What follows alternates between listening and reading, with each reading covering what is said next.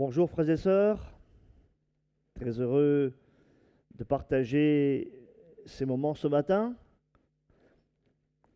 On ne peut pas se rassembler, mais on peut quand même s'encourager mutuellement par le moyen des médias, et que Dieu soit béni pour ce moyen qu'il peut utiliser afin de nous encourager les uns et les autres. Et ce matin, j'aimerais aussi vous encourager au travers d'un texte de l'Écriture. Je crois que la meilleure façon pour nous d'être encouragés, c'est au travers de la parole de Dieu. Et j'aimerais donc partager avec vous un texte de l'Écriture dans un psaume. L'Écriture nous invite à nous entretenir par des psaumes, par des cantiques. Et on va donc s'entretenir par ce psaume, le psaume 46. Et nous allons voir ce matin que Dieu est celui qui délivre avec puissance. Nous entendons un cantique qui dit: Sauveur, il déplace les montagnes, mon Dieu sauve avec puissance. Et ce psaume, nous voyons que, oui, notre Dieu, le Dieu créateur, le Dieu vivant et vrai, le Dieu d'amour, il est celui qui délivre avec puissance. Voilà ce que nous lisons.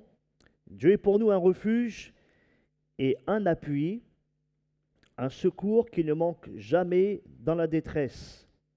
C'est pourquoi nous sommes sans crainte quand la terre est bouleversée et que les montagnes chancellent au cœur des mers, quand les flots de la mer mugissent, écument, se soulèvent jusqu'à faire trembler les montagnes.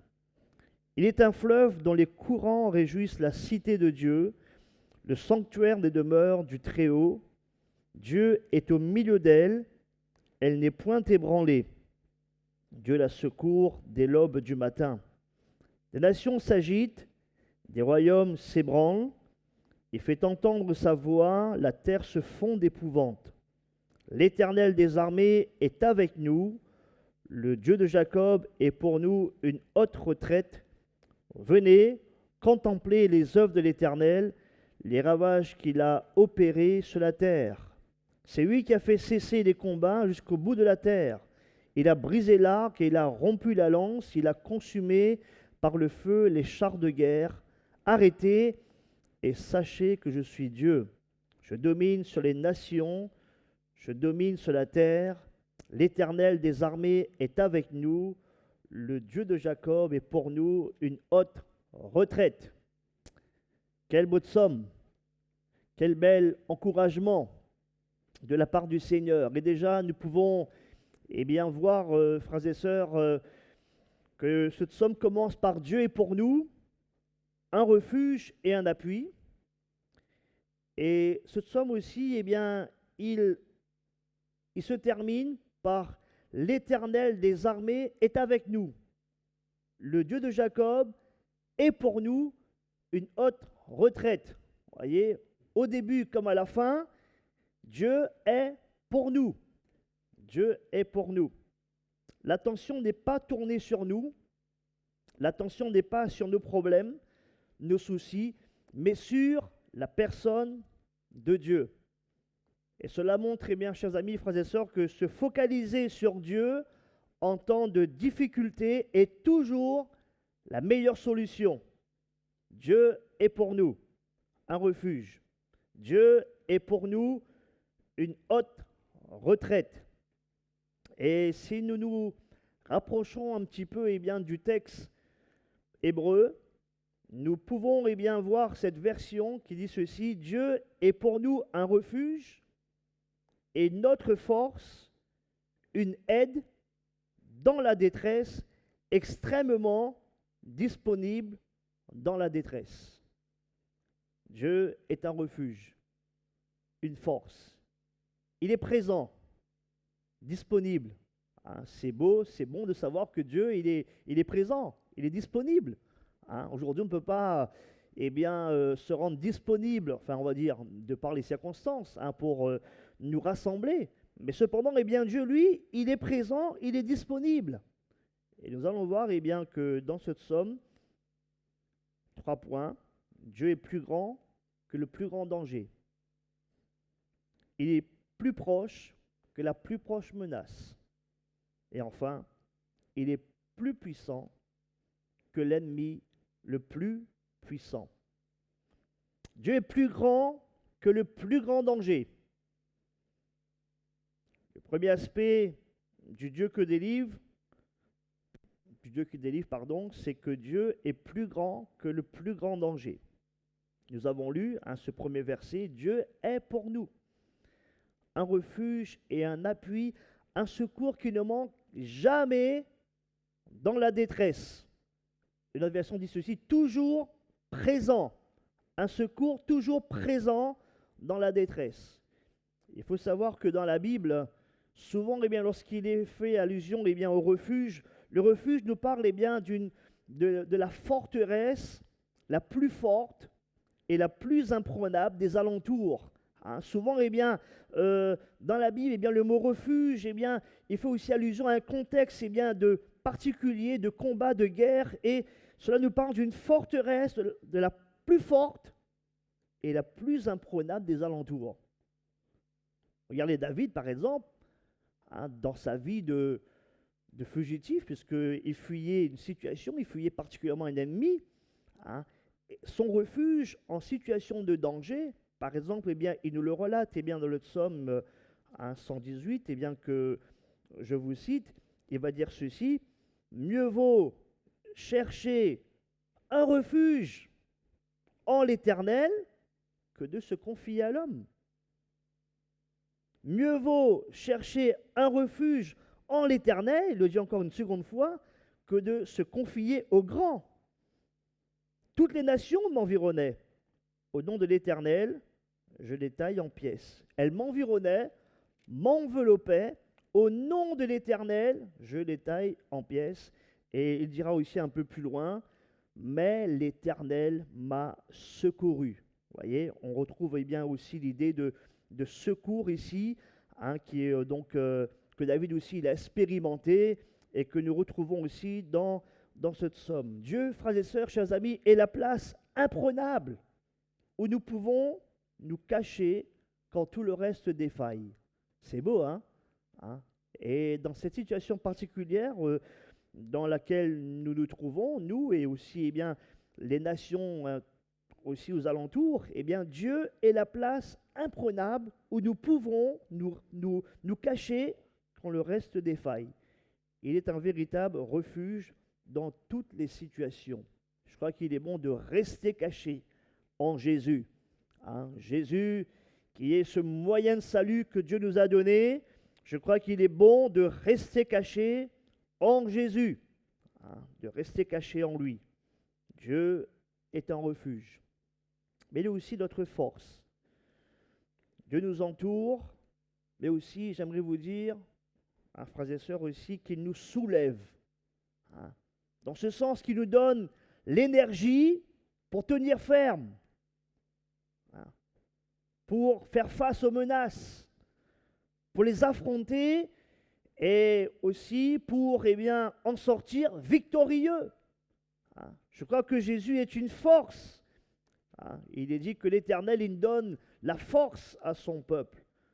Et je crois que, oui, Dieu, quelque part, il nous soulève, il nous porte. Voyez, il nous donne l'énergie nécessaire pour tenir ferme.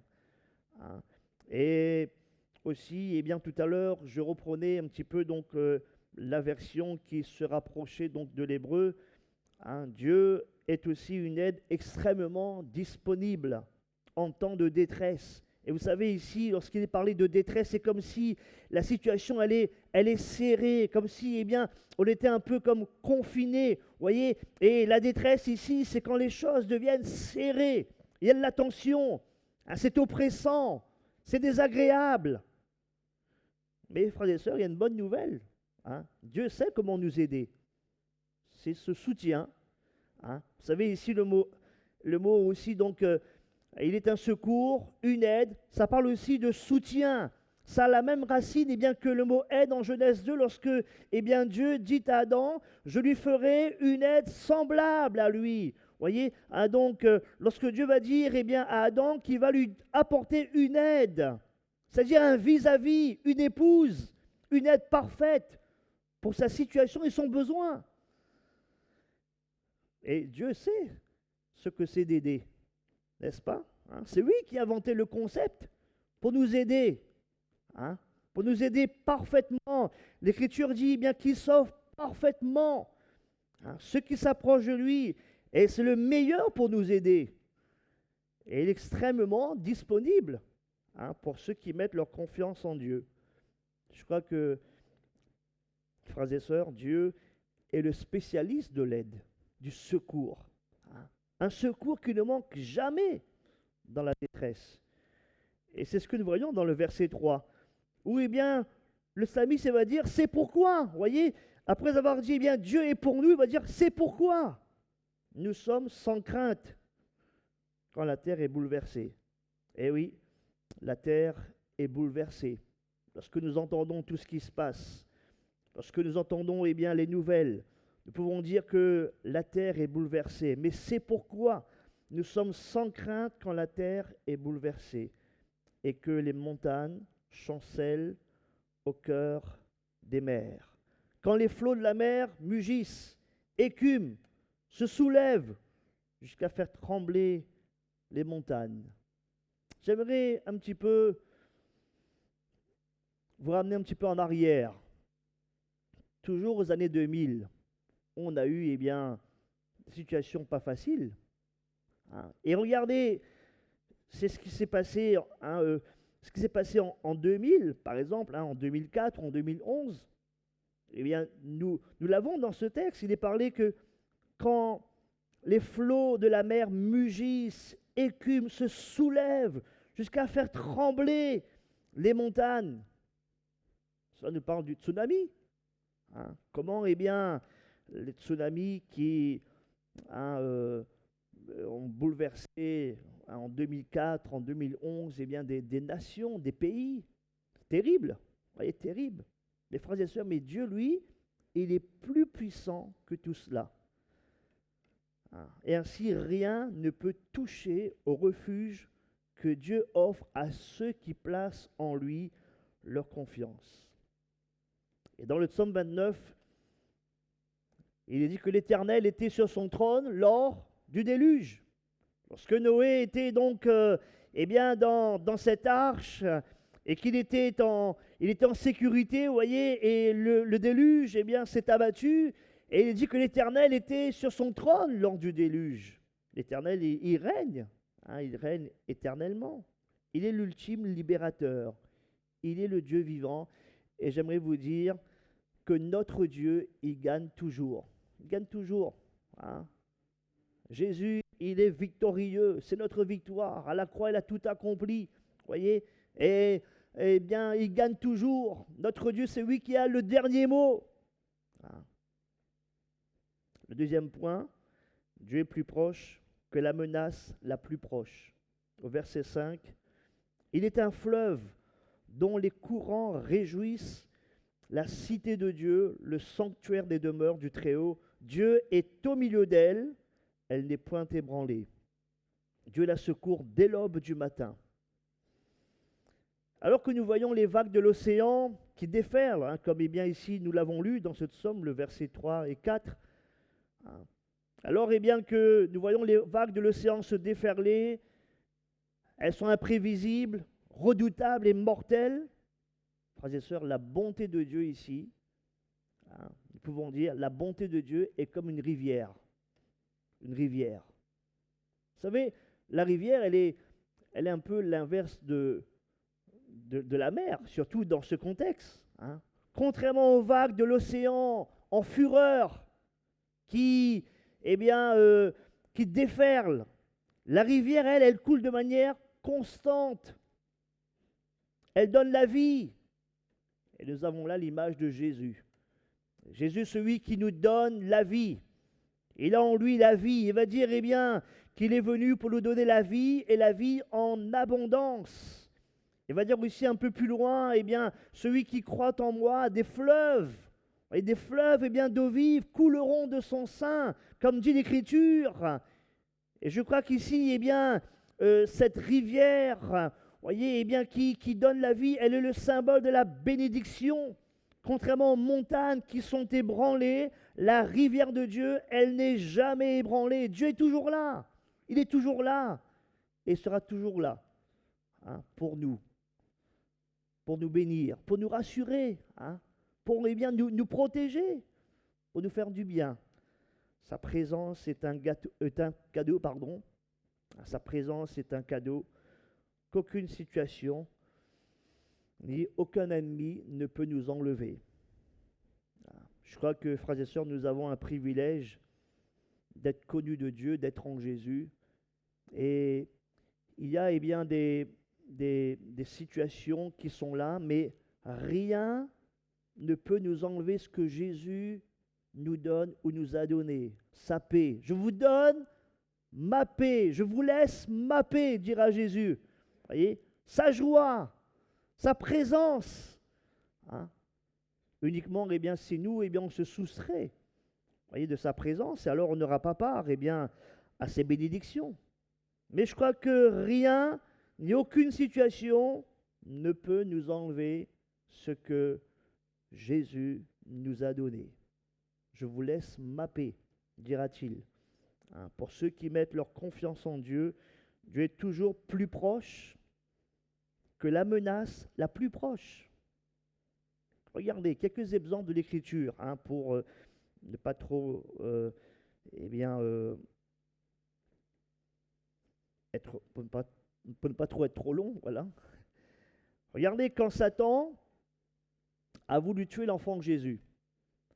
Dans les évangiles, nous voyons eh bien, cette naissance merveilleuse, miraculeuse de par sa conception. Et quand Jésus est venu au monde, eh bien, Satan a essayé de tuer l'enfant de Jésus. Eh bien, nous voyons que Dieu a utilisé les circonstances pour protéger Jésus et par là même pour sauver le monde. Voyez ?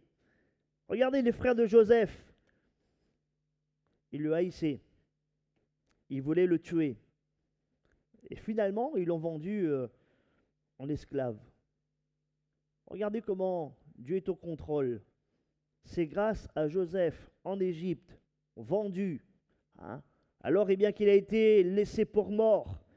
Eh bien, c'est grâce à Joseph en Égypte que Dieu a délivré Israël de la famine.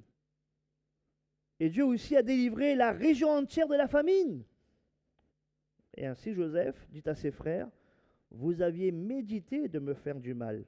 Dieu l'a changé en bien pour accomplir ce qui arrive aujourd'hui, pour sauver la vie à un peuple nombreux. » Cela nous montre, eh bien, frères et sœurs, chers amis, que Dieu, c'est le maître des temps, des circonstances. Il est au contrôle. Tous ceux qui mettent leur confiance en lui seront victorieux. On avance un peu plus dans ce psaume 46, et les versets 6 et 7 disent ceci. Dieu est au milieu d'elle, elle des pointes ébranlées, Dieu la secourt dès l'aube du matin. Des nations s'agitent, des royaumes s'ébranlent. Il fait entendre sa voix, la terre se fond d'épouvante. Là aussi, eh bien, c'est merveilleux de savoir eh bien, que au milieu d'un monde agité, où si des nations eh bien, entières s'élevaient contre nous, tout ce que Dieu doit faire, chers amis, pour tout arrêter, est de faire entendre sa voix. Il est dit, eh bien, il fait entendre sa voix, la terre se fond d'épouvante. Et n'avons-nous pas là, eh bien, ce que Jésus a fait dans la tempête, alors que la tempête, eh bien, s'est fondue sur les disciples, alors que la tempête, eh bien, elle de manière, eh bien, imprévisible, elle a saisi, eh bien, les disciples. Eh bien, Jésus, il s'est levé dans la tempête et il a dit, eh bien, silence, tais-toi. Et le vent cessa. Et il eut un grand calme. Voyez, le Seigneur, il fait entendre sa voix. La terre se fond d'épouvante. Oh, la voix de Dieu, elle est merveilleuse. Et le psaume 29 dit ceci, eh bien, la voix de l'Éternel, elle est puissante, elle est majestueuse. Il fait entendre sa voix, la terre se fond d'épouvante. Cela veut dire qu'à la parole de Dieu, eh bien, frères et sœurs, chers amis, la terre, elle fond, elle se dissout. Notre Dieu, il est celui qui dit, et la chose, elle arrive, il ordonne, et cette chose, elle existe. Vous voyez, Dieu délivre avec puissance. lorsque nous plaçons en lui notre confiance, nous n'avons rien à craindre. Peut-être, eh bien, quelqu'un est dans la crainte, troublé, agité. Et j'aimerais te dire ce matin que lorsque nous plaçons en lui notre confiance, nous n'avons rien à craindre. Cela ne veut pas dire que tout est facile. Non. Non. Mais simplement que Dieu gagne toujours. Il gagne toujours. Et, chers amis, frères et sœurs, Dieu il promet la sagesse à celui qui demande avec foi. Dieu promet la force à celui qui est faible. Dieu il promet la joie à celui qui souffre. Notre Dieu délivre avec puissance. Le verset 8, il est dit que l'Éternel des armées est avec nous. Le Dieu de Jacob est pour nous une haute retraite. Je ne sais pas si ce verset bien vous touche particulièrement, hein, mais il est dit l'Éternel des armées est avec nous. Le Dieu de Jacob est pour nous une haute retraite. Le Dieu des armées nous accompagne dans les combats, dans les luttes. Il est avec nous. Il est notre forteresse. Il sera toujours plus proche de nous que la menace la plus proche. Et dans le psaume 9, nous lisons aussi ces paroles. L'Éternel est un refuge pour l'opprimé, un refuge au temps de la détresse. Ceux qui connaissent ton nom se confient en toi. Nous connaissons le nom de l'Éternel. Nous connaissons bien le nom de Jésus. Et ainsi nous nous confions en lui. Car tu n'abandonnes pas ceux qui te cherchent au Éternel. Au contraire, frères et sœurs, eh bien, cherchons l'Éternel. Il est temps, hein, peut-être bien de le chercher davantage. Voyez, hein, car tu n'abandonnes pas ceux qui te cherchent au Éternel. Et le troisième point, pour terminer, Dieu est plus puissant que l'ennemi le plus puissant. C'est ce que nous voyons dans ce psaume, le verset 9. Venez, contemplez les œuvres de l'Éternel, les ravages qu'il a opérés sur la terre. C'est lui qui a fait cesser les combats jusqu'au bout de la terre. Il a brisé l'arc et il a rompu la lance. Il a consumé par le feu les chars de guerre. Arrêtez et sachez que je suis Dieu. Je domine sur les nations, je domine sur la terre. L'Éternel des armées est avec nous. Le Dieu de Jacob est pour nous une haute retraite. Notre Dieu, il a accompli des œuvres merveilleuses hier, par le passé, autrefois, n'est-ce pas? Mais notre Dieu, eh bien, il ne change pas. La Bible dit de Jésus-Christ qui est le même hier, aujourd'hui, éternellement. Notre Dieu est celui qui délivre, et il peut nous délivrer des ennemis les plus puissants. Il peut nous délivrer de tous nos soucis. Dieu est au contrôle, et il n'y a rien qui se passe sans qu'il le permette. Et chaque épreuve, frères et sœurs, chaque souci, chaque situation difficile, eh bien je crois, sont une occasion pour apprendre à connaître Dieu qui délivre puissamment. Et c'est aussi, je crois, eh bien, un appel à la prière. Hein, nous pouvons prier et nous devons prier.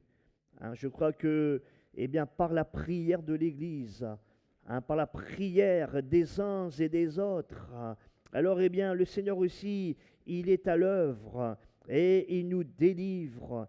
Il va encore nous mettre au large. Le psaume commence et finit avec Dieu. Cela montre eh bien qu'il n'y a pas d'autre libérateur. Seul Dieu délivre pleinement, en tout temps, en toutes circonstances et avec puissance. Apprenons à lui faire confiance. Et je terminerai par ces paroles de Jésus qui a dit eh bien, un jour à ses disciples, que votre cœur ne se trouble point, croyez en Dieu et croyez en moi. Et vous aussi, frères et sœurs, que votre cœur ne se trouble point, que votre cœur ne s'alarme point, croyez en Dieu et croyez en Jésus. Alors que Dieu vous bénisse ce matin, faites-lui eh bien, entièrement confiance et le Seigneur, il va encore eh bien, vous étonner. encore que de sa part, il n'y a rien d'étonnant, mais il est le Dieu qui délivre avec puissance. Que Dieu vous bénisse abondamment.